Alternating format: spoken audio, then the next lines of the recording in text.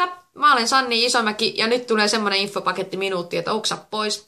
Ikä löytyy 20, mä olen kotoisin Ruovedelta tällä perämettistä ja mä olen vielä enemmän perämettässä tällä hetkellä, sillä itselleni tärkeässä paikassa, eli mun mökilläni. Täällä ei ole sähköä, täällä ei ole juoksevaa vettä, täällä on vaan karhuja ja susia, mutta tää on se paikka, minne mä pääsen aina pahaan maailmaan piiloon.